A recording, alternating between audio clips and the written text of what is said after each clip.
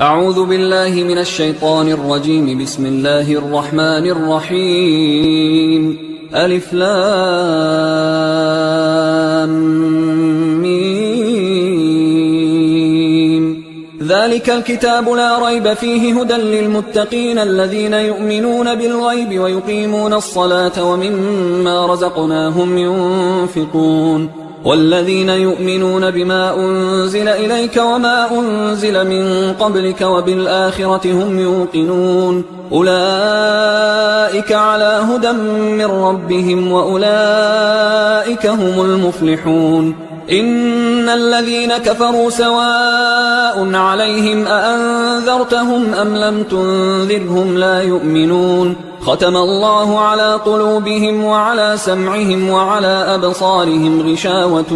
ولهم عذاب عظيم. ومن الناس من يقول آمنا بالله وباليوم الآخر وما هم بمؤمنين يخادعون الله والذين آمنوا وما يخدعون إلا أنفسهم وما يشعرون. في قلوبهم مرض فزادهم الله مرضا ولهم عذاب أليم بما كانوا يكذبون. وإذا قيل لهم لا تفسدوا في الأرض قالوا إنما نحن مصلحون ألا إنهم هم المفسدون ولكن لا يشعرون. وإذا قيل لهم آمنوا كما آمن الناس قالوا أنؤمن كما آمن السفهاء ألا إنهم هم السفهاء ولكن لا يعلمون. وإذا لقوا الذين آمنوا قالوا آمنا وإذا خلوا إلى شياطينهم قالوا إنا معكم إنما نحن مستهزئون. الله يستهزئ بهم ويمدهم في طغيانهم يعمهون. أولئك الذين اشتروا الضلالة بالهدى فما ربحت تجارتهم وما كانوا مهتدين. مثلهم كمثل الذي استوقد نارا فلما أضاءت ما حوله ذهب الله بنورهم وتركهم في ظلمات لا يبصرون. صم بكم عمي فهم لا يرجعون. أو كصيب من السماء فيه ظلمات ورعد وبرق يجعلون أصابعهم في آذانهم من الصواعق حذر الموت والله محيط بالكافرين. يكاد البرق يخطف أبصارهم كلما أضاء لهم مشوا فيه وإذا أظلم عليهم قاموا ولو شاء الله لذهب بسمعهم وأبصارهم إن الله على كل شيء قدير. يا أيها الناس اعبدوا ربكم الذي خلقكم والذين من قبلكم لعلكم تتقون. الذي جعل لكم الأرض فراشا والسماء بناء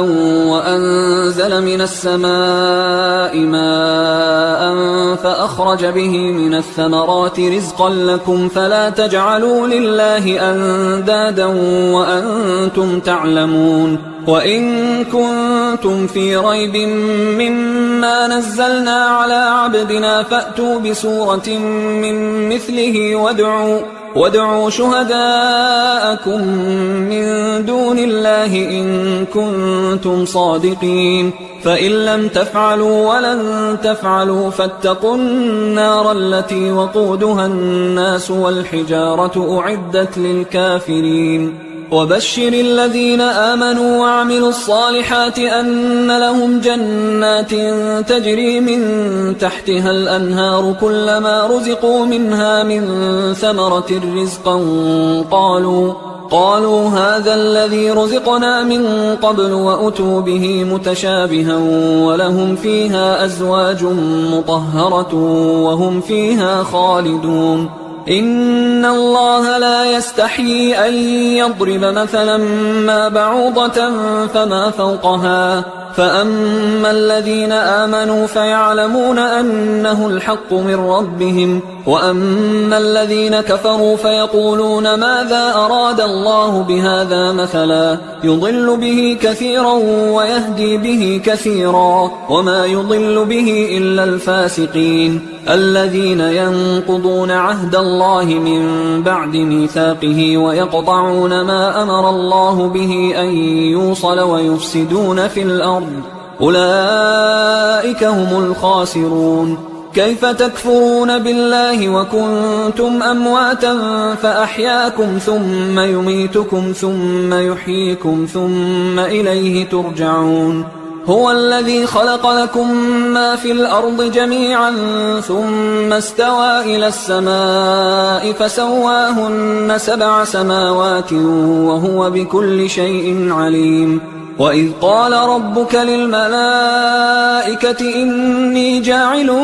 في الأرض خليفة قالوا أتجعل فيها من يفسد فيها ويسفك الدماء ونحن نسبح بحمدك ونقدس لك قال إني أعلم ما لا تعلمون. وعلم آدم الأسماء كلها ثم عرضهم على الملائكة فقال أنبئوني بأسماء هؤلاء إن كنتم صادقين. قالوا سبحانك لا علم لنا إلا ما علمتنا إنك أنت العليم الحكيم. قال يا آدم أنبئهم بأسمائهم فلما أنبأهم بأسمائهم قال ألم أقل لكم إني أعلم غيب السماوات والأرض وأعلم ما تبدون وما كنتم تكتمون. وإذ قلنا للملائكة اسجدوا لآدم فسجدوا إلا إبليس أبى واستكبر وكان من الكافرين. وقلنا يا آدم اسكن أنت وزوجك الجنة وكلا منها رغدا حيث شئتما ولا تقربا هذه الشجرة فتكونا من الظالمين. فأزلهما الشيطان عنها فأخرجهما مما كانا فيه وقلنا اهبطوا بعضكم لبعض عدو ولكم في الأرض مستقر ومتاع إلى حين. فتلقى آدم من ربه كلمات فتاب عليه إنه هو التواب الرحيم. قلنا اهبطوا منها جميعا فإما يأتينكم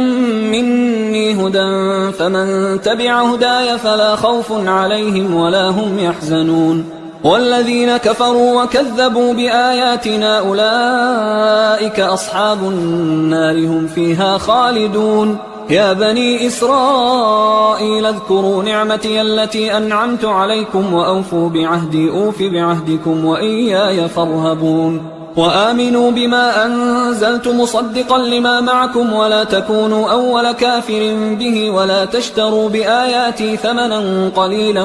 وإياي فاتقون. ولا تلبسوا الحق بالباطل وتكتموا الحق وأنتم تعلمون. وأقيموا الصلاة وآتوا الزكاة واركعوا مع الراكعين. أتأمرون الناس بالبر وتنسون أنفسكم وأنتم تتلون الكتاب أفلا تعقلون. واستعينوا بالصبر والصلاة وإنها لكبيرة إلا على الخاشعين الذين يظنون أنهم ملاقو ربهم وأنهم إليه راجعون. يا بني إسرائيل اذكروا نعمتي التي أنعمت عليكم وأني فضلتكم على العالمين. واتقوا يوما لا تجزي نفس عن نفس شيئا ولا يقبل منها شفاعة ولا يؤخذ منها عدل ولا هم ينصرون. وإذ نجيناكم من آل فرعون يسومونكم سوء العذاب يذبحون أبناءكم ويستحيون نساءكم وفي ذلكم بلاء من ربكم عظيم. وإذ فرقنا بكم البحر فأنجيناكم وأغرقنا آل فرعون وأنتم تنظرون. وإذ واعدنا موسى 40 ليلة ثم اتخذتم العجل من بعده وأنتم ظالمون. ثم عفونا عنكم من بعد ذلك لعلكم تشكرون وإذ آتينا موسى الكتاب والفرقان لعلكم تهتدون وإذ قال موسى لقومه يا قوم إنكم ظلمتم أنفسكم باتخاذكم العجل فتوبوا إلى بارئكم فاقتلوا أنفسكم ذلكم خير لكم عند بارئكم فتاب عليكم إنه هو التواب الرحيم وإذ قلتم يا موسى لن نؤمن لك حتى نرى الله جهرة فأخذتكم الصاعقة وأنتم تنظرون ثم بعثناكم من بعد موتكم لعلكم تشكرون وظللنا عليكم الغمام وأنزلنا عليكم المن والسلوى كلوا من طيبات ما رزقناكم وما ظلمونا ولكن كانوا أنفسهم يظلمون وإذ قلنا ادخلوا هذه القرية فكلوا منها حيث شئتم رغدا وادخلوا الباب سجدا وقولوا حطة نغفر لكم خطاياكم وسنزيد المحسنين فبدل الذين ظلموا قولا غير الذي قيل لهم فأنزلنا على الذين ظلموا رجزا من السماء بما كانوا يفسقون وإذ استسقى موسى لقومه فقلنا اضرب بعصاك الحجر فانفجرت منه 12 عينا قد علم كل أناس مشربهم كلوا واشربوا من رزق الله ولا تعثوا في الأرض مفسدين وإذ قلتم يا موسى لن نصبر على طعام واحد فادع لنا ربك يخرج لنا مما تنبت الأرض من بقلها وقثائها وفومها وعدسها وبصلها قال أتستبدلون الذي هو أدنى بالذي هو خير اهبطوا مصرا فإن لكم ما سألتم وضربت عليهم الذلة والمسكنة وباءوا بغضب من الله ذلك بأنهم كانوا يكفرون بآيات الله ويقتلون النبيين بغير الحق ذلك بما عصوا وكانوا يعتدون إن الذين آمنوا والذين هادوا والنصارى والصابئين من آمن بالله واليوم الآخر وعمل صالحا فلهم أجرهم عند ربهم ولا خوف عليهم ولا هم يحزنون وإذ أخذنا ميثاقكم ورفعنا فوقكم الطور خذوا ما آتيناكم بقوة واذكروا ما فيه لعلكم تتقون ثم توليتم من بعد ذلك فلولا فضل الله عليكم ورحمته لكنتم من الخاسرين ولقد علمتم الذين اعتدوا منكم في السبت فقلنا لهم كونوا قردة خاسئين فجعلناها نكالا لما بين يديها وما خلفها وموعظة للمتقين وإذ قال موسى لقومه إن الله يأمركم أن تذبحوا بقرة قالوا أتتخذنا هزوا قال أعوذ بالله أن أكون من الجاهلين قالوا ادع لنا ربك يبين لنا ما هي قال إنه يقول إنها بقرة لا فارض ولا بكر عوان بين ذلك فافعلوا ما تؤمرون قالوا ادع لنا ربك يبين لنا ما لونها قال إنه يقول إنها بقرة صفراء فاقع لونها تسر الناظرين قالوا ادع لنا ربك يبين لنا ما هي إن البقرة شابه علينا وإنا إن شاء الله لمهتدون قال إنه يقول إنها بقرة لا ذلول تثير الأرض ولا تسقي الحرث مسلمة لا شية فيها قالوا الآن جئت بالحق فذبحوها وما كادوا يفعلون وإذ قتلتم نفسا فادارأتم فيها والله مخرج ما كنتم تكتمون فقلنا اضربوه ببعضها كذلك يحيي الله الموتى ويريكم آياته لعلكم تعقلون ثم قست قلوبكم من بعد ذلك فهي كالحجارة أو أشد قسوة وإن من الحجارة لما يتفجر منه الأنهار وإن منها لما يشقق فيخرج منه الماء وإن منها لما يهبط من خشية الله وما الله بغافل عما تعملون أفتطمعون أن يؤمنوا لكم وقد كان فريق منهم يسمعون كلام الله ثم يحرفونه من بعد ما عقلوه وهم يعلمون وإذا لقوا الذين آمنوا قالوا آمنا وإذا خلا بعضهم إلى بعض قالوا أتحدثونهم بما فتح الله عليكم ليحاجوكم به عند ربكم أفلا تعقلون أولا يعلمون أن الله يعلم ما يسرون وما يعلنون ومنهم أميون لا يعلمون الكتاب إلا أماني وإنهم إلا يظنون فويل للذين يكتبون الكتاب بأيديهم ثم يقولون هذا من عند الله ليشتروا به ثمنا قليلا فويل لهم مما كتبت أيديهم وويل لهم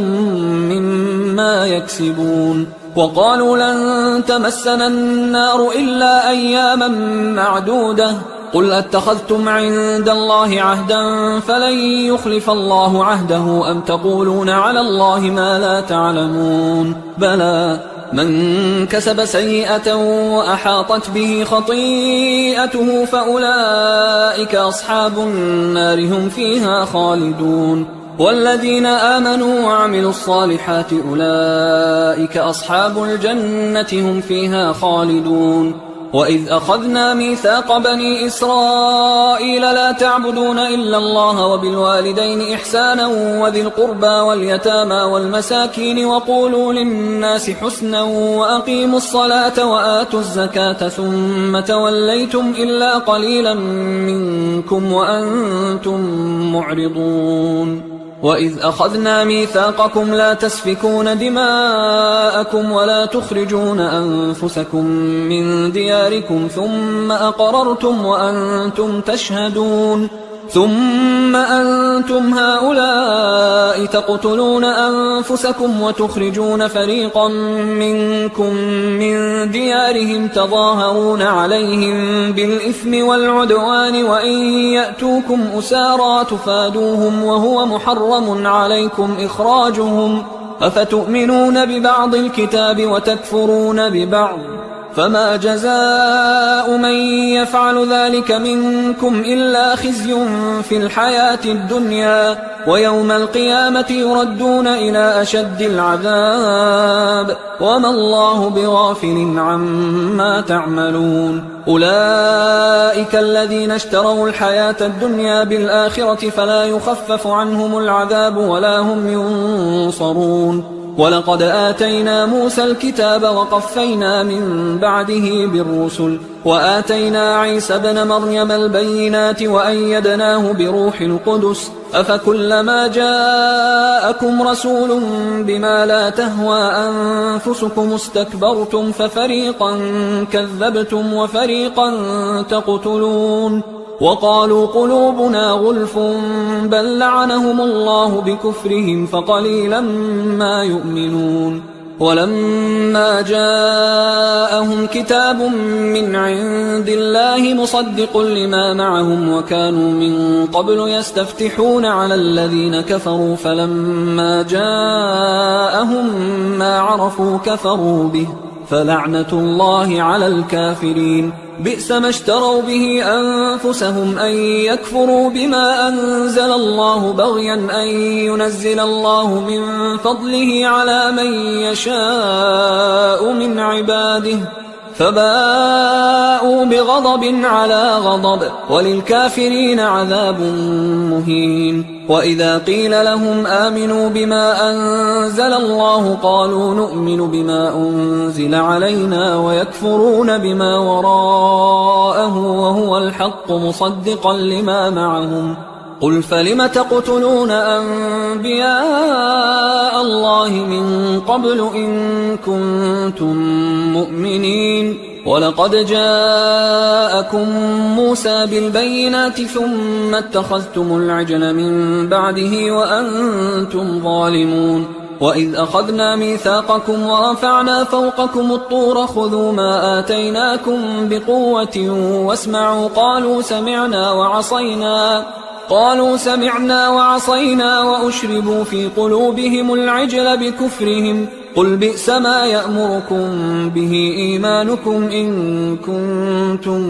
مؤمنين قل إن كانت لكم الدار الآخرة عند الله خالصة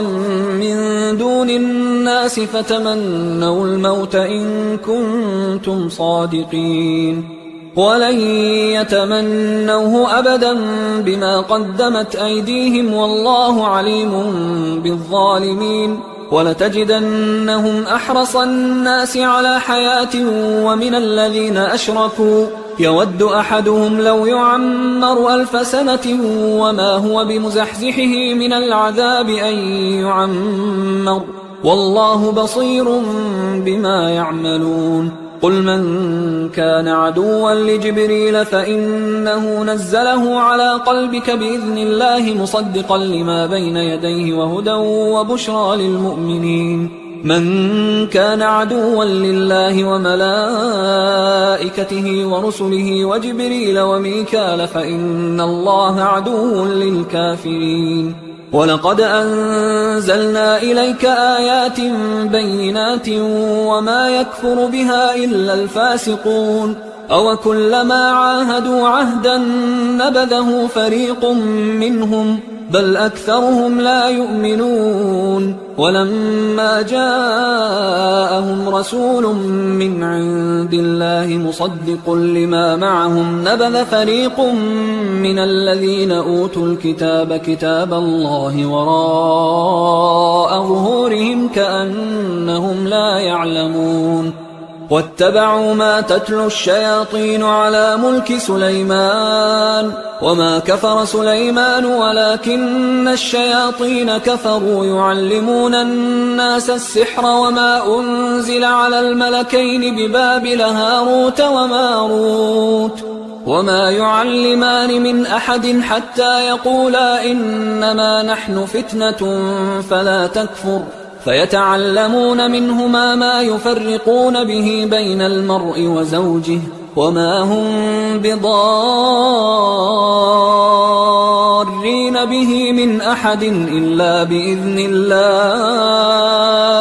ويتعلمون ما يضرهم ولا ينفعهم ولقد علموا لمن اشتراه ما له في الآخرة من خلاق ولبئس ما شروا به أنفسهم لو كانوا يعلمون ولو أنهم آمنوا واتقوا لمثوبة من عند الله خير لو كانوا يعلمون يا أيها الذين آمنوا لا تقولوا راعنا وقولوا انظرنا واسمعوا وللكافرين عذاب أليم ما يود الذين كفروا من أهل الكتاب ولا المشركين أن ينزل عليكم من خير من ربكم والله يختص برحمته من يشاء والله ذو الفضل العظيم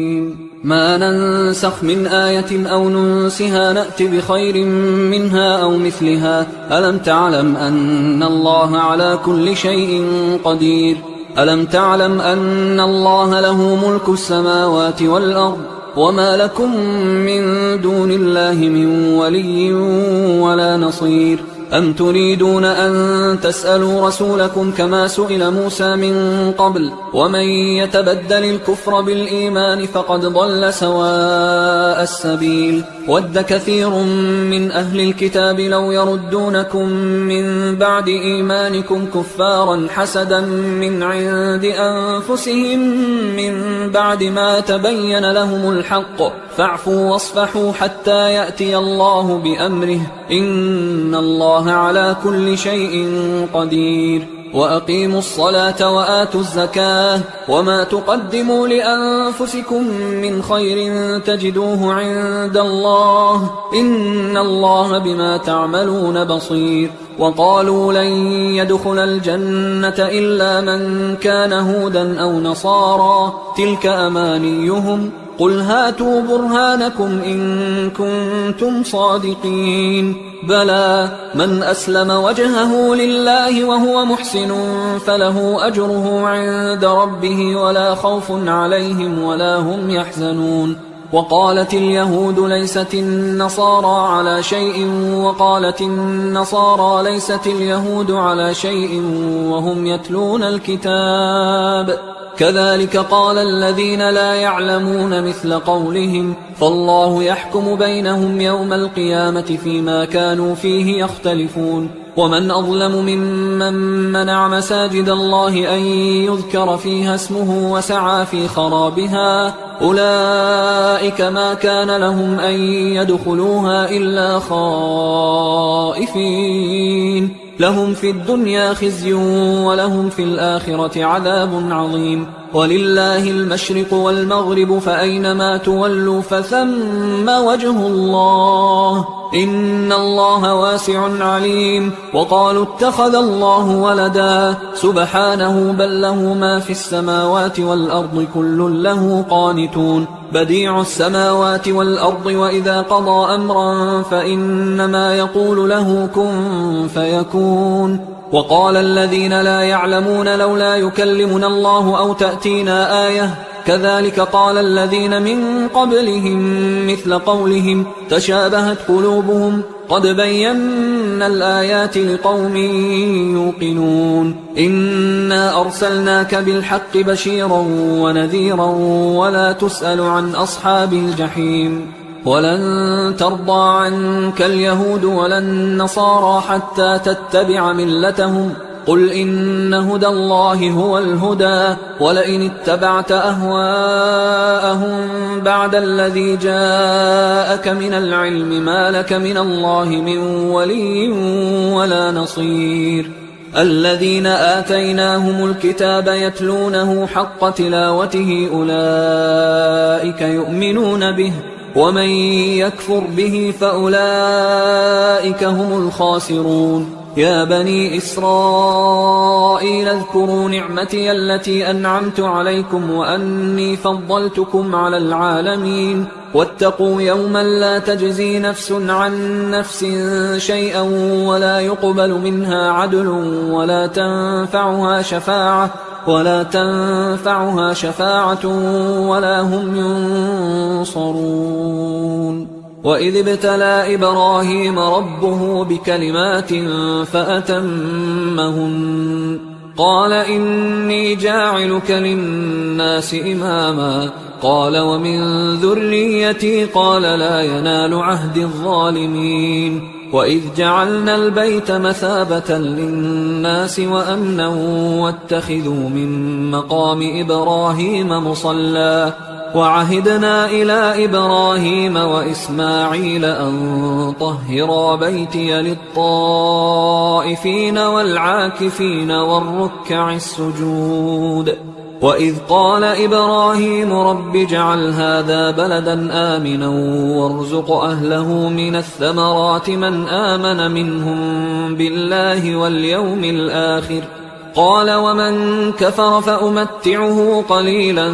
ثم أضطره إلى عذاب النار وبئس المصير وإذ يرفع إبراهيم القواعد من البيت وإسماعيل ربنا تقبل منا إنك أنت السميع العليم ربنا وجعلنا مسلمين لك ومن ذريتنا أمة مسلمة لك وأرنا مناسكنا وتب علينا إنك أنت التواب الرحيم ربنا وابعث فيهم رسولا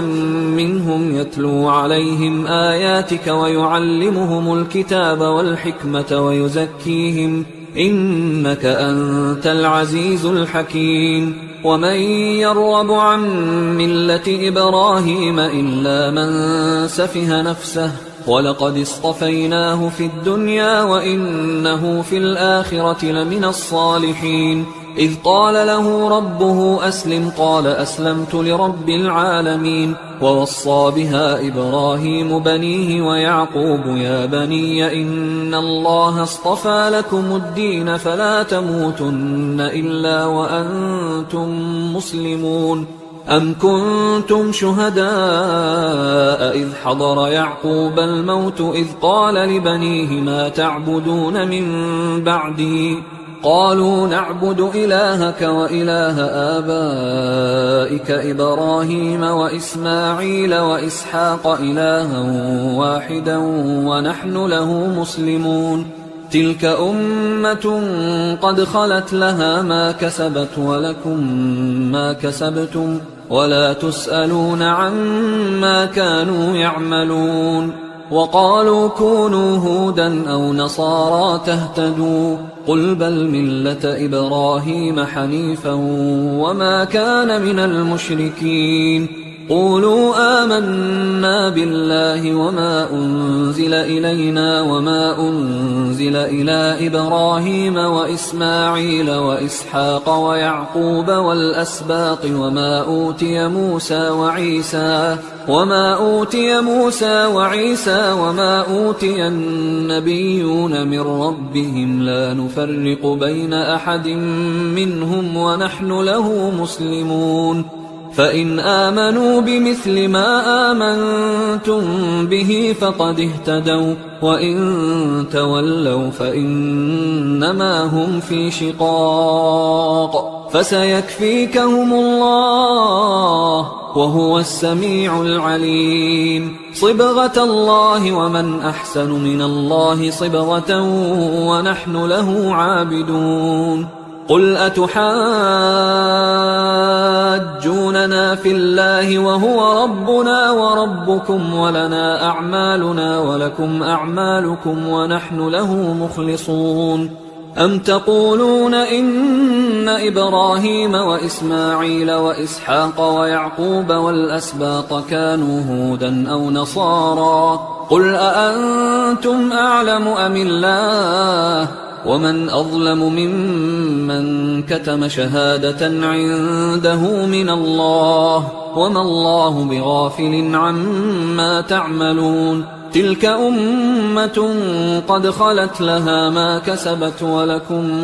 ما كسبتم ولا تسألون عما كانوا يعملون. سيقول السفهاء من الناس ما ولاهم عن قبلتهم التي كانوا عليها قل لله المشرق والمغرب يهدي من يشاء إلى صراط مستقيم. وكذلك جعلناكم أمة وسطا لتكونوا شهداء على الناس ويكون الرسول عليكم شهيدا. وما جعلنا القبلة التي كنت عليها إلا لنعلم من يتبع الرسول ممن ينقلب على عقبيه وإن كانت لكبيرة إلا على الذين هدى الله وما كان الله ليضيع إيمانكم إن الله بالناس لرؤوف رحيم. قد نرى تقلب وجهك في السماء فلنولينك قبلة ترضاها فول وجهك شطر المسجد الحرام وحيث ما كنتم فولوا وجوهكم شطره وإن الذين أوتوا الكتاب ليعلمون أنه الحق من ربهم وما الله بغافل عما يعملون. ولئن أتيت الذين أوتوا الكتاب بكل آية ما تبعوا قبلتك وما أنت بتابع قبلتهم وما بعضهم بتابع قبلة بعض ولئن اتبعت أهواءهم من بعد ما جاءك من العلم إنك إذا لمن الظالمين. الذين آتيناهم الكتاب يعرفونه كما يعرفون أبناءهم وإن فريقا منهم ليكتمون الحق وهم يعلمون. الحق من ربك فلا تكونن من الممترين ولكل وجهة هو موليها فاستبقوا الخيرات أينما تكونوا يأت بكم الله جميعا إن الله على كل شيء قدير ومن حيث خرجت فول وجهك شطر المسجد الحرام وإنه للحق من ربك وما الله بغافل عما تعملون ومن حيث خرجت فول وجهك شطر المسجد الحرام وحيث ما كنتم فولوا وجوهكم شطره لئلا يكون للناس عليكم حجة إلا الذين ظلموا منهم فلا تخشوهم واخشوني ولأتم نعمتي عليكم ولعلكم تهتدون كما أرسلنا فيكم رسولا منكم يتلو عليكم آياتنا ويزكيكم ويعلمكم الكتاب والحكمة ويعلمكم ما لم تكونوا تعلمون فاذكروني أذكركم واشكروا لي ولا تكفرون يا أيها الذين آمنوا استعينوا بالصبر والصلاة إن الله مع الصابرين ولا تقولوا لمن يقتل في سبيل الله أموات بل أحياء ولكن لا تشعرون ولنبلونكم بشيء من الخوف والجوع ونقص من الأموال والأنفس والثمرات وبشر الصابرين الذين إذا أصابتهم مصيبة قالوا إنا لله وإنا إليه راجعون أولئك عليهم صلوات من ربهم ورحمة وأولئك هم المهتدون إن الصفا والمروة من شعائر الله فمن حج البيت أو اعتمر فلا جناح عليه أن يطوف بهما ومن تطوع خيرا فإن الله شاكر عليم إن الذين يكتمون ما أنزلنا من البينات والهدى من بعد ما بيناه للناس في الكتاب أولئك يلعنهم الله ويلعنهم اللاعنون إلا الذين تابوا وأصلحوا وبينوا فأولئك أتوب عليهم وأنا التواب الرحيم إن الذين كفروا وماتوا وهم كفار أولئك عليهم لعنة الله والملائكة والناس أجمعين خالدين فيها لا يخفف عنهم العذاب ولا هم ينظرون وإلهكم إله واحد لا إله إلا هو الرحمن الرحيم إن في خلق السماوات والأرض واختلاف الليل والنهار والفلك التي تجري في البحر بما ينفع الناس وما أنزل الله من السماء من ماء فأحيا به الأرض بعد موتها وبث فيها من كل دابة وتصريف الرياح والسحاب المسخر بين السماء والأرض لآيات لقوم يعقلون ومن الناس من يتخذ من دون الله أندادا يحبونهم كحب الله والذين آمنوا أشد حبا لله ولو يرى الذين ظلموا إذ يرون العذاب أن القوة لله جميعا وأن الله شديد العذاب إذ تبرأ الذين اتبعوا من الذين اتبعوا ورأوا العذاب وتقطعت بهم الأسباب وقال الذين اتبعوا لو أن لنا كرة فنتبرأ منهم كما تبرأوا منا كذلك يريهم الله أعمالهم حسرات عليهم وما هم بخارجين من النار يا أيها الناس كلوا مما في الأرض حلالا طيبا ولا تتبعوا خطوات الشيطان إنه لكم عدو مبين إنما يأمركم بالسوء والفحشاء وأن تقولوا على الله ما لا تعلمون وإذا قيل لهم اتبعوا ما أنزل الله قالوا بل نتبع ما ألفينا عليه آباءنا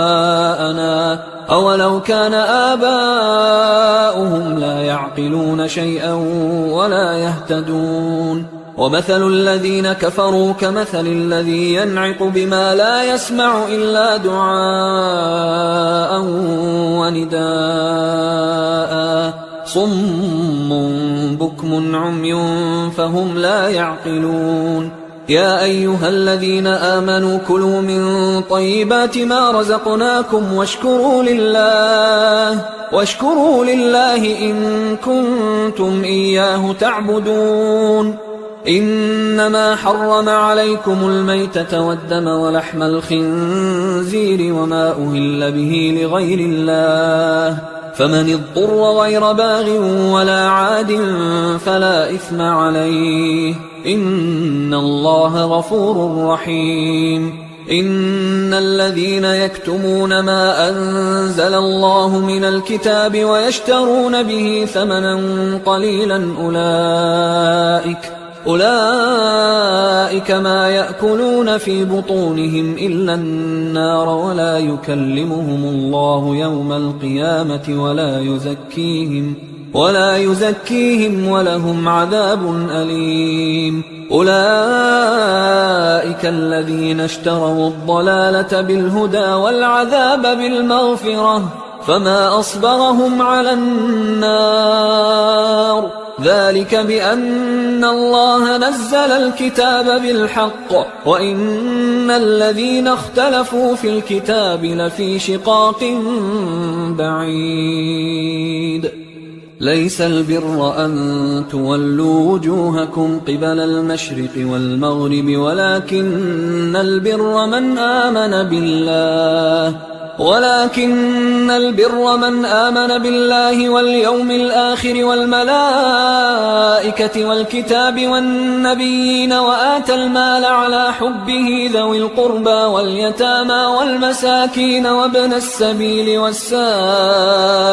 وفي الرقاب وأقام الصلاة وآتى الزكاة والموفون بعهدهم إذا عاهدوا والصابرين في البأساء والضراء وحين البأس أولئك الذين صدقوا وأولئك هم المتقون يا أيها الذين آمنوا كتب عليكم القصاص في القتلى الحر بالحر والعبد بالعبد والأنثى بالأنثى فمن عفي له من أخيه شيء فاتباع بالمعروف وأداء إليه بإحسان ذلك تخفيف من ربكم ورحمة فمن اعتدى بعد ذلك فله عذاب أليم ولكم في القصاص حياة يا أولي الألباب لعلكم تتقون كتب عليكم إذا حضر أحدكم الموت إن ترك خيرا الوصية للوالدين والأقربين بالمعروف حقا على المتقين فمن بدله بعدما سمعه فإنما إثمه على الذين يبدلونه إن الله سميع عليم فمن خاف من موص جنفا أو إثما فأصلح بينهم فلا إثم عليه إن الله غفور رحيم. يا أيها الذين آمنوا كتب عليكم الصيام كما كتب على الذين من قبلكم لعلكم تتقون أياما معدودات، فمن كان منكم مريضا أو على سفر فعدة من أيام أخر، وعلى الذين يطيقونه فدية طعام مسكين، فمن تطوع خيرا فهو خير له، وأن تصوموا خير لكم إن كنتم تعلمون. شهر رمضان الذي أنزل فيه القرآن هدى للناس وبينات من الهدى والفرقان، فمن شهد منكم الشهر فليصم، ومن كان مريضا أو على سفر فعدة من أيام أخر، يريد الله بكم اليسر ولا يريد بكم العسر ولتكملوا العدة ولتكبروا الله على ما هداكم ولعلكم تشكرون. وإذا سألك عبادي عني فإني قريب أجيب دعوة الداع إذا دعان، فليستجيبوا لي وليؤمنوا بي لعلهم يرشدون. أحل لكم ليلة الصيام الرفث إلى نسائكم هن لباس لكم وأنتم لباس لهن، علم الله أنكم كنتم تختانون أنفسكم فتاب عليكم وعفى عنكم، فالآن باشروهن وابتغوا ما كتب الله لكم، وكلوا واشربوا حتى يتبين لكم الخيط الأبيض من الخيط الأسود من الفجر، ثم أتموا الصيام إلى الليل، ولا تباشروهن وأنتم عاكفون في المساجد، تلك حدود الله فلا تقربوها، كذلك يبين الله آياته للناس لعلهم يتقون. ولا تأكلوا أموالكم بينكم بالباطل وتدلوا بها إلى الحكام لتأكلوا فريقا من أموال الناس بالإثم وأنتم تعلمون. يسألونك عن الأهلة قل هي مواقيت للناس والحج، وليس البر بأن تأتوا البيوت من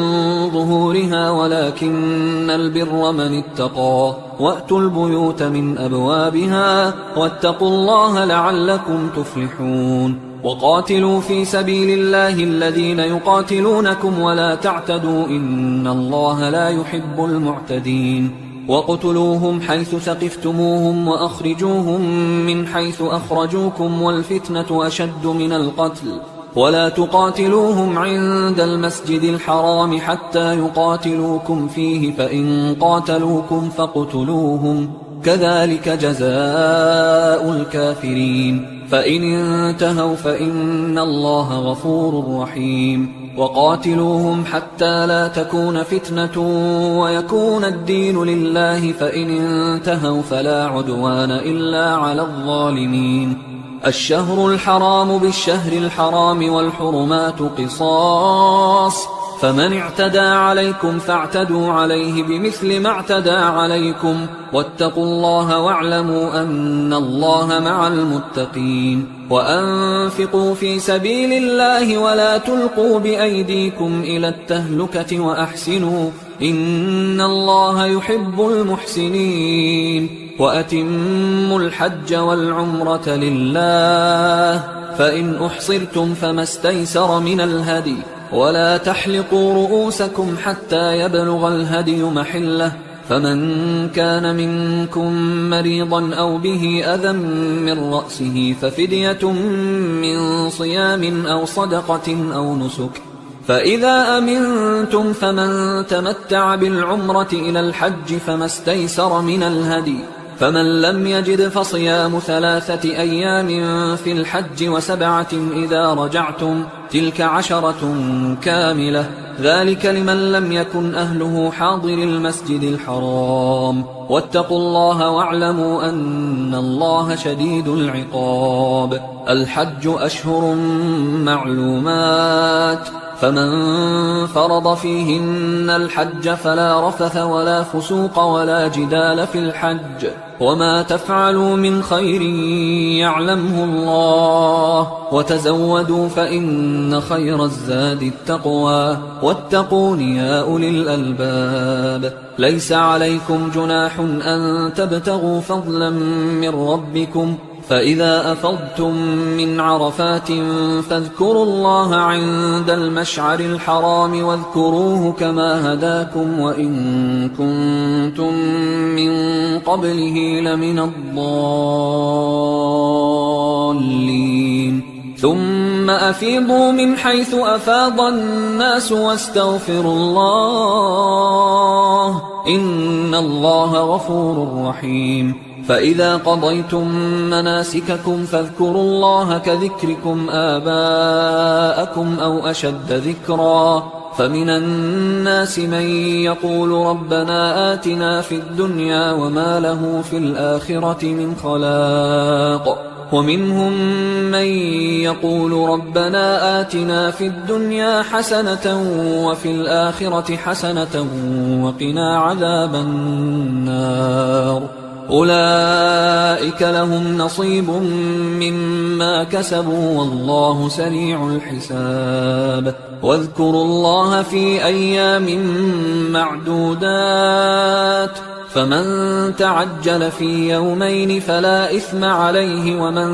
تأخر فلا إثم عليه لمن اتقى واتقوا الله واعلموا أنكم إليه تحشرون. ومن الناس من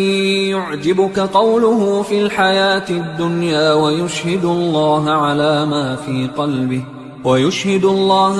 ما في قلبه وهو ألد الخصام. وإذا تولى سعى في الأرض ليفسد فيها ويهلك الحرث والنسل والله لا يحب الفساد. وإذا قيل له اتق الله أخذته العزة بالإثم فحسبه جهنم ولبئس المهاد. ومن الناس من يشري نفسه ابتغاء مرضات الله والله رؤوف بالعباد. يا أيها الذين آمنوا ادخلوا في السلم كافة ولا تتبعوا خطوات الشيطان إنه لكم عدو مبين. فإن زللتم من بعد ما جاءتكم البينات فاعلموا أن الله عزيز حكيم. هل ينظرون إلا أن يأتيهم الله في ظلل من الغمام والملائكة وقضي الأمر وإلى الله ترجع الأمور. سل بني إسرائيل كم آتيناهم من آية بينة ومن يبدل نعمة الله من بعد ما جاءته فإن الله شديد العقاب. زين للذين كفروا الحياة الدنيا ويسخرون من الذين آمنوا والذين اتقوا فوقهم يوم القيامة والله يرزق من يشاء بغير حساب. كان الناس أمة واحدة فبعث الله النبيين مبشرين ومنذرين وأنزل معهم الكتاب بالحق ليحكم بين الناس فيما اختلفوا فيه وما اختلف فيه إلا الذين أوتوه من بعد ما جاءتهم البينات بغيا بينهم فهدى الله الذين آمنوا لما اختلفوا فيه من الحق بإذنه والله يهدي من يشاء إلى صراط مستقيم. أم حسبتم أن تدخلوا الجنة ولما يأتكم مثل الذين خلوا من قبلكم مستهم البأساء والضراء وزلزلوا حتى يقول الرسول والذين آمنوا معه متى نصر الله ألا إن نصر الله قريب. يسألونك ماذا ينفقون قل ما أنفقتم من خير فللوالدين والأقربين واليتامى والمساكين وابن السبيل وما تفعلوا من خير فإن الله به عليم كتب عليكم القتال وهو كره لكم وعسى أن تكرهوا شيئا وهو خير لكم وعسى أن تحبوا شيئا وهو شر لكم والله يعلم وأنتم لا تعلمون يسألونك عن الشهر الحرام قتال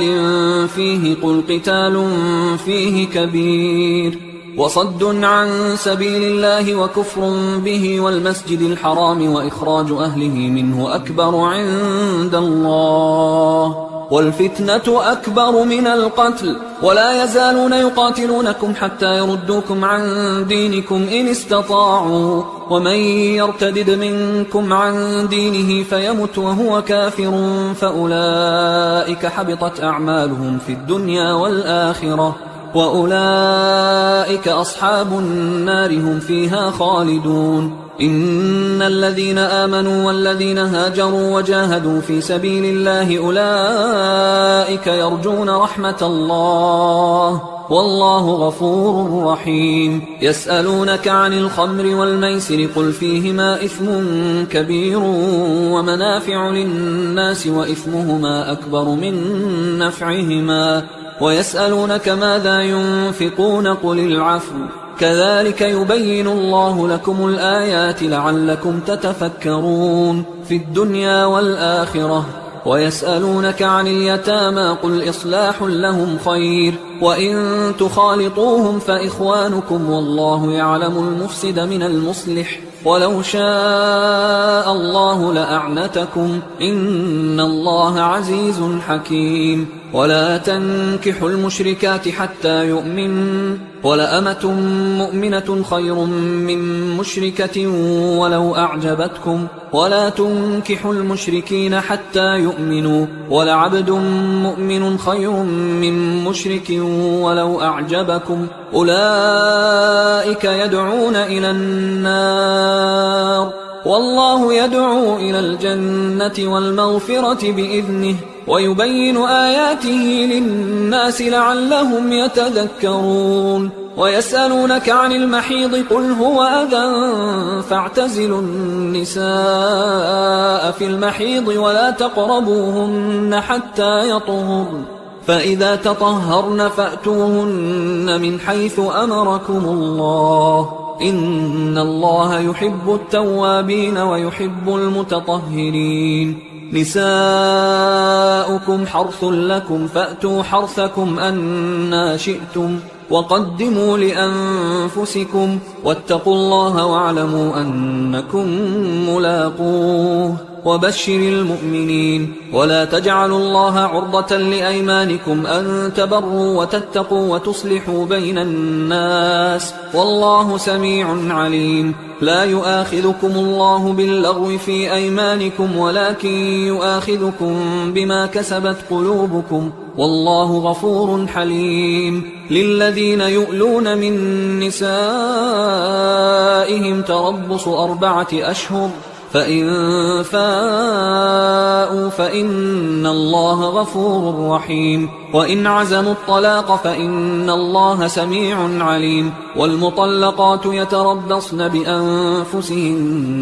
3 قروء ولا يحل لهن أن يكتمن ما خلق الله في أرحامهن إن كن يؤمن بالله واليوم الآخر وبعولتهن أحق بردهن في ذلك إن أرادوا إصلاحا ولهن مثل الذي عليهن بالمعروف وللرجال عليهن درجة والله عزيز حكيم الطلاق 2 مرتان فإمساك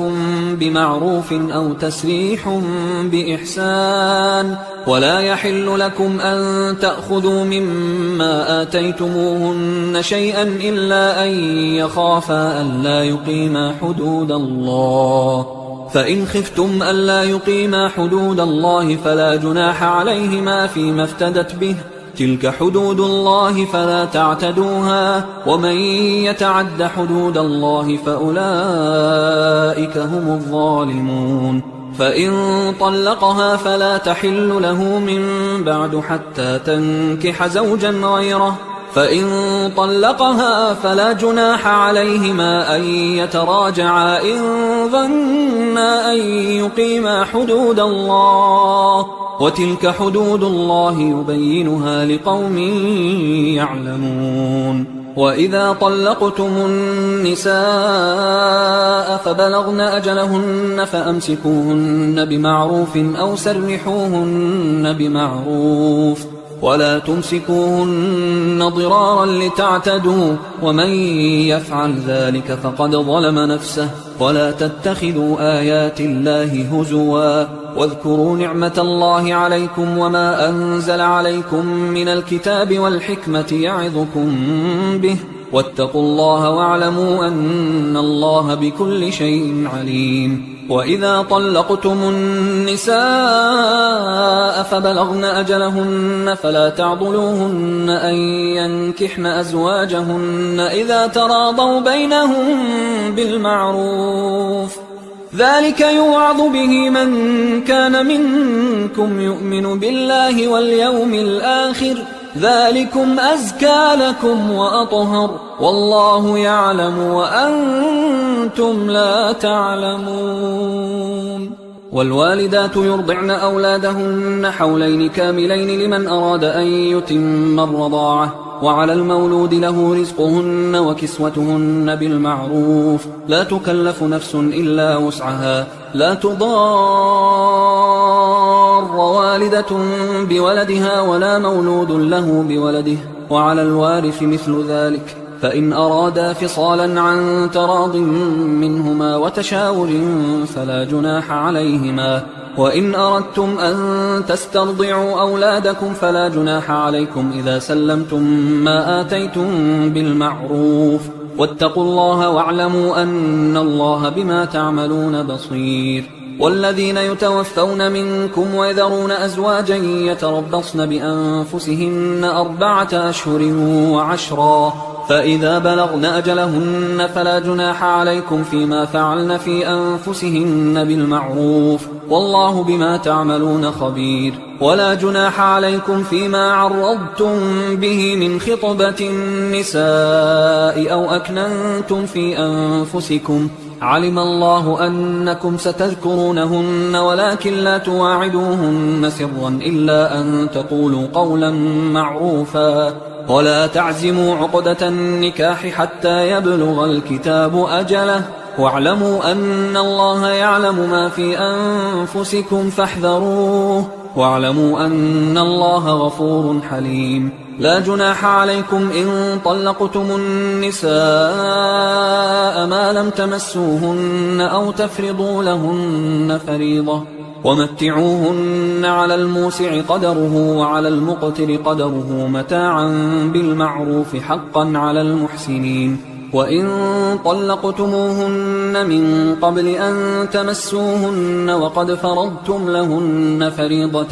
فنصف ما فرضتم إلا أن يعفون أو يعفو الذي بيده عقدة النكاح وأن تعفوا أقرب للتقوى ولا تنسوا الفضل بينكم إن الله بما تعملون بصير حافظوا على الصلوات والصلاة الوسطى وقوموا لله قانتين فإن خفتم فرجالا أو ركبانا فإذا أمنتم فاذكروا الله كما علمكم ما لم تكونوا تعلمون والذين يتوفون منكم ويذرون أزواجا وصية لأزواجهم متاعا إلى الحول غير إخراج فإن خرجن فلا جناح عليكم فيما فعلن في أنفسهن من معروف والله عزيز حكيم وللمطلقات متاع بالمعروف حقا على المتقين كذلك يبين الله لكم آياته لعلكم تعقلون ألم تر إلى الذين خرجوا من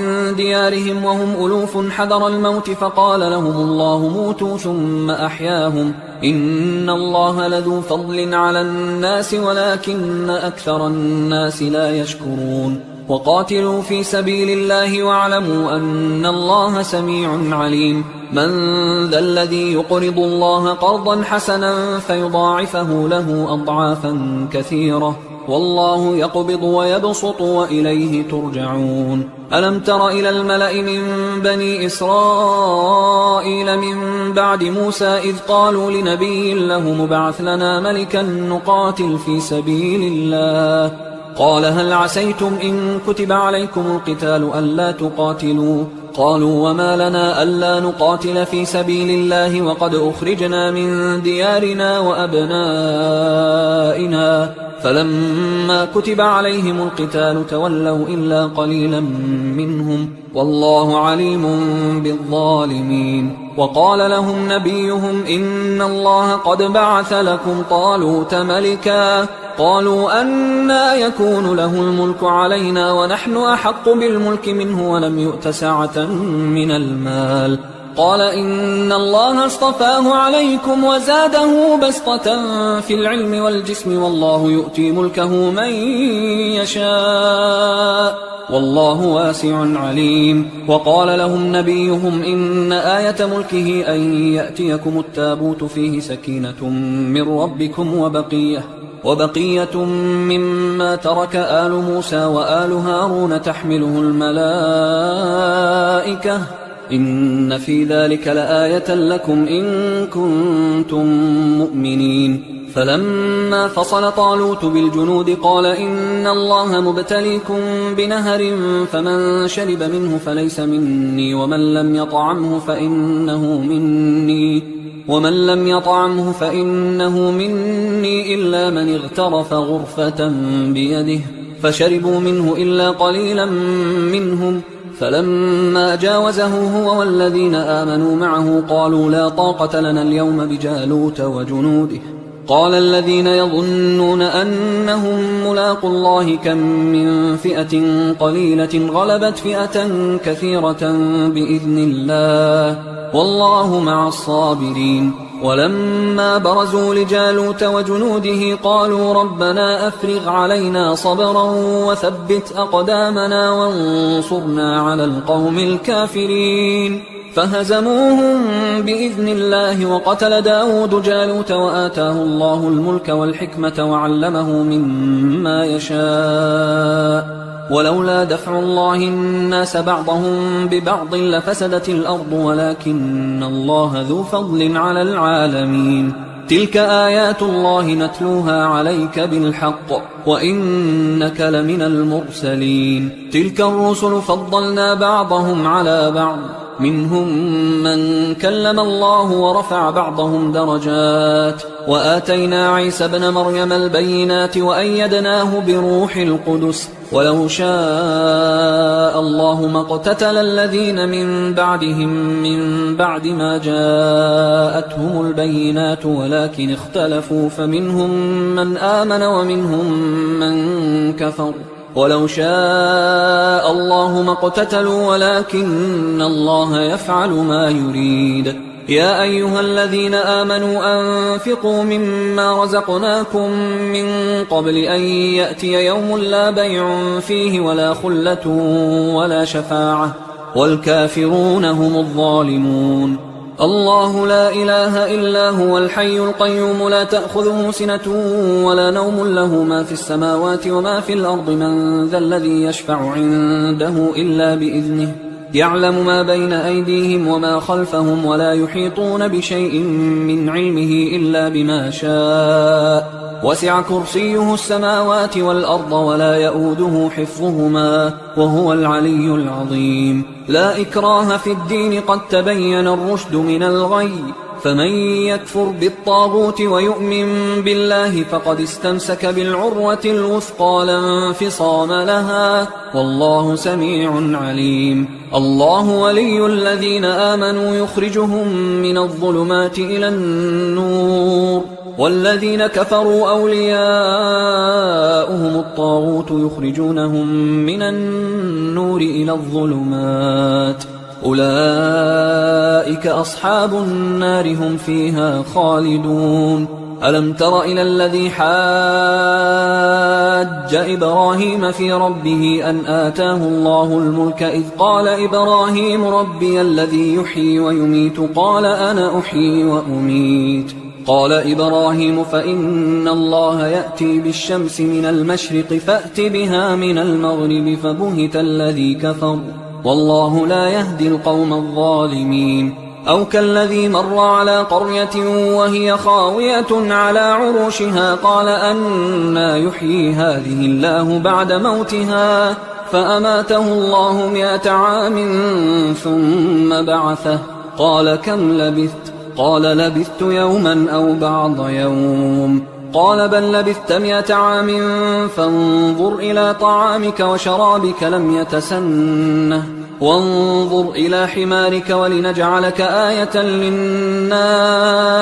وانظر إلى العظام كيف ننشزها ثم نكسوها لحما فلما تبين له قال أعلم أن الله على كل شيء قدير وإذ قال إبراهيم رب أرني كيف تحيي الموتى قال أولم تؤمن قال بلى ولكن ليطمئن قلبي قال فخذ 4 من الطير فصرهن إليك ثم اجعل على كل جبل منهن جزءا ثم ادعهن يأتينك سعيا واعلم أن الله عزيز حكيم مثل الذين ينفقون أموالهم في سبيل الله كمثل حبة أنبتت 7 سنابل في كل سنبلة 100 حبة والله يضاعف لمن يشاء والله واسع عليم الذين ينفقون أموالهم في سبيل الله ثم لا يتبعون ما أنفقوا منا ولا أذى لهم أجرهم عند ربهم ولا خوف عليهم ولا هم يحزنون قول معروف ومغفرة خير من صدقة يتبعها أذى والله غني حليم يا أيها الذين آمنوا لا تبطلوا صدقاتكم بالمن والأذى كالذي ينفق ماله رئاء الناس ولا يؤمن بالله واليوم الآخر فمثله كمثل صفوان عليه تراب فأصابه وابل فتركه صلدا لا يقدرون على شيء مما كسبوا والله لا يهدي القوم الكافرين ومثل الذين ينفقون أموالهم ابتغاء مرضات الله وتثبيتا من أنفسهم كمثل جنة بربوة أصابها وابل فآتت أكلها ضعفين فإن لم يصبها وابل فطل والله بما تعملون بصير أيود أحدكم أن تكون له جنة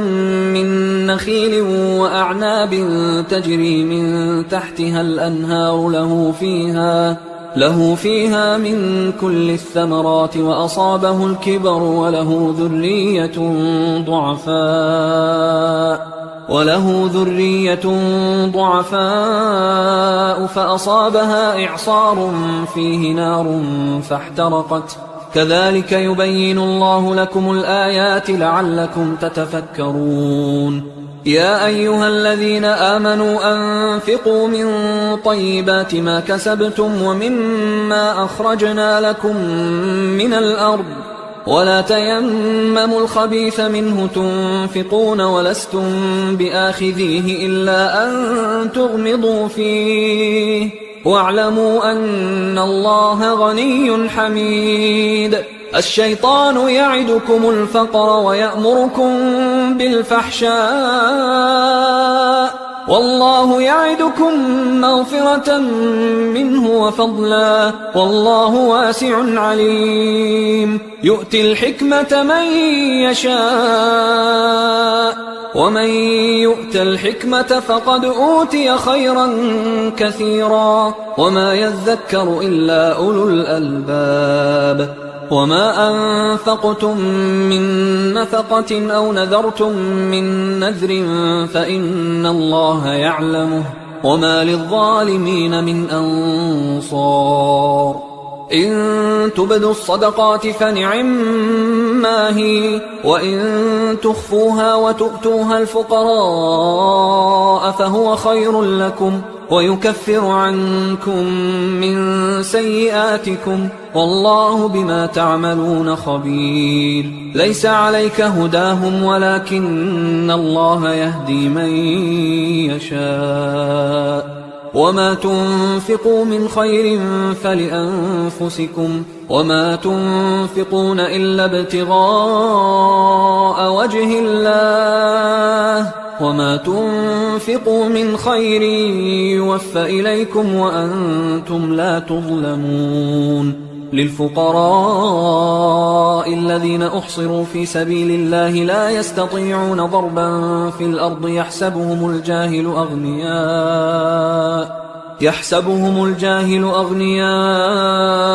من التعفف تعرفهم بسيماهم لا يسألون الناس إلحافا وما تنفقوا من خير فإن الله به عليم الذين ينفقون أموالهم بالليل والنهار سرا وعلانية فلهم أجرهم عند ربهم ولا خوف عليهم ولا هم يحزنون الذين يأكلون الربا لا يقومون إلا كما يقوم الذي يتخبطه الشيطان من المس ذلك بأنهم قالوا إنما البيع مثل الربا وأحل الله البيع وحرم الربا فمن جاءه موعظة من ربه فانتهى فله ما سلف وأمره إلى الله ومن عاد فأولئك أصحاب النار هم فيها خالدون يمحق الله الربا ويربي الصدقات والله لا يحب كل كفار أثيم إن الذين آمنوا وعملوا الصالحات وأقاموا الصلاة وآتوا الزكاة لهم أجرهم عند ربهم ولا خوف عليهم ولا هم يحزنون يا أيها الذين آمنوا اتقوا الله وذروا ما بقي من الربا إن كنتم مؤمنين فإن لم تفعلوا فأذنوا بحرب من الله ورسوله وإن تبتم فلكم رؤوس أموالكم لا تظلمون ولا تظلمون وإن كان ذو عسرة فنظرة إلى ميسرة وأن تصدقوا خير لكم إن كنتم تعلمون واتقوا يوما ترجعون فيه إلى الله ثم توفى كل نفس ما كسبت وهم لا يظلمون يا أيها الذين آمنوا إذا تداينتم بدين إلى أجل مسمى فاكتبوه وليكتب بينكم كاتب بالعدل ولا يأب كاتب أن يكتب كما علمه الله فليكتب وليملل الذي عليه الحق وليتق الله ربه ولا يبخس منه شيئا فإن كان الذي عليه الحق سفيها أو ضعيفا أو لا يستطيع أن يمله فليملل وليه بالعدل واستشهدوا شهيدين من رجالكم فإن لم يكونا رجلين فرجل وامرأتان ممن ترضون من الشهداء أن تضل إحداهما فتذكر إحداهما الأخرى ولا يأبى الشهداء إذا ما دعوا ولا تسأموا أن تكتبوه صغيرا أو كبيرا إلى أجله ذلكم أقسط عند الله وأقوم للشهادة وأدنى أن لا ترتابوا إلا أن تكون تجارة حاضرة تديرونها بينكم فليس عليكم جناح ألا تكتبوها وأشهدوا إذا تبايعتم ولا يضار كاتب ولا شهيد وإن تفعلوا فإنه فسوق بكم واتقوا الله ويعلمكم الله والله بكل شيء عليم. وإن كنتم على سفر ولم تجدوا كاتبا فرهان مقبوضة، فإن أمن بعضكم بعضا فليؤدي الذي اؤتمن أمانته وليتق الله ربه ولا تكتموا الشهادة، ومن يكتمها فإنه آثم قلبه والله بما تعملون عليم. لله ما في السماوات وما في الأرض، وإن تبدوا ما في أنفسكم أو تخفوه يحاسبكم به الله فيغفر لمن يشاء ويعذب من يشاء والله على كل شيء قدير. آمن الرسول بما أنزل إليه من ربه والمؤمنون كل آمن بالله وملائكته وكتبه ورسله لا نفرق بين أحد من رسله وقالوا سمعنا وأطعنا غفرانك ربنا وإليك المصير. لا يكلف الله نفسا إلا وسعها، لها ما كسبت وعليها ما اكتسبت. ربنا لا تؤاخذنا إن